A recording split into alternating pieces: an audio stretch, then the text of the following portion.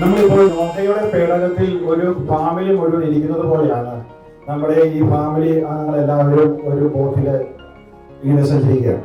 നമ്മുടെ എല്ലാമായ വിശുദ്ധ ഗ്രന്ഥം അതാണല്ലോ നമ്മുടെ അടിസ്ഥാനം, അതാണല്ലോ നമ്മുടെ വിശ്വാസത്തിന്റെ നമുക്ക് ബോധ്യപ്പിടിക്കാൻ നമുക്ക് അറിവ് ലഭിക്കുന്നത് ആ വിശുദ്ധ ഗ്രന്ഥത്തിൽ നിന്നാണ്.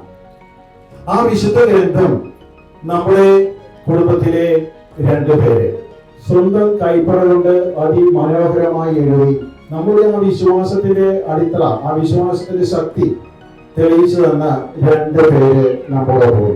അതിലാദ്യമായി റീന ജെയിംസിനെ ഞാൻ വേദിയിലേക്ക് ക്ഷണിക്കുകയാണ്.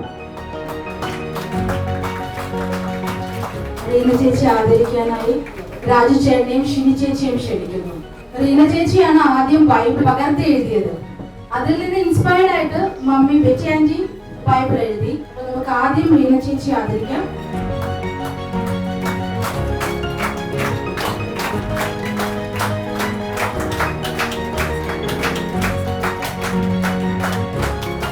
റീനയിൽ നിന്ന് ഇൻസ്പിറേഷൻ കിട്ടിയ ആന്റി വളരെ 10 മടങ്ങ് ശക്തിയോടെ മലയാളത്തിലും ഇംഗ്ലീഷിലും ഹിന്ദിയിലും അത് പകർത്തി എഴുതാന്ന് പറയുമ്പോൾ അപ്പൊ നമുക്ക് തീർച്ചയായും നമ്മുടെ സീറോ മലബാർ സഭയുടെ അധിപനായ മേജർ ആർച്ച് ബിഷപ്പിനോട് തീർച്ചയായും സംസാരിച്ച് നമ്മുടെ സഭയിൽ നിന്ന് തന്നെ ഒരു അംഗീകാരം കിട്ടാനുള്ള വകുപ്പുള്ളതാണ് വ്യക്തിയാക്കി.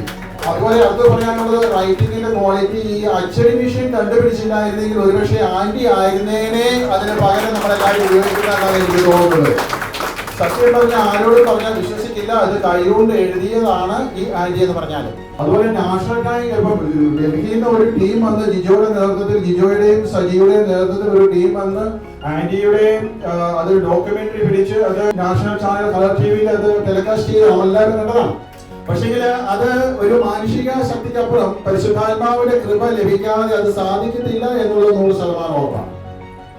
കാരണം വയ്യായികയും അസുഖവും ക്ഷീണവും ഉള്ള സമയങ്ങളിൽ പോലും ആന്റി 1, 2, 3 ചാപ്റ്ററുകൾ എഴുതിയാട്ടേ കിടക്കാറുള്ളൂ. ഒരു വെട്ടിത്തിരുത്തോ ഒരു മിസ്റ്റേക്കോ ഇല്ല. തന്നെയല്ല നമ്മൾ പ്രിന്റ് ചെയ്ത ബൈബിളിന്റെ അത്ര വലുപ്പമേ ഉള്ളൂ ഈ ബൈബിൾ എന്ന് പറയുമ്പോൾ ആർക്കും വായിക്കാൻ റിയലി അപ്രീഷിയേറ്റ്. അപ്പൊ ആന്റിയെ പ്രത്യേകം അഭിനന്ദിക്കുകയും ആദരിക്കുകയും ചെയ്യുന്നു. സ്റ്റേജിലേക്ക് ക്ഷണിക്കുന്നു. നമ്മെ ആദരിക്കാനായി റിൻസിനെ രമ്യയെ ക്ഷണിക്കുന്നു.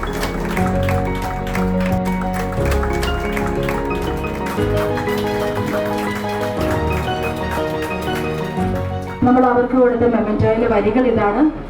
With our greatest appreciation, we are proud to honor Betty George, who transcribed the Bible in 3 languages, a testament to faith, patience and devotion.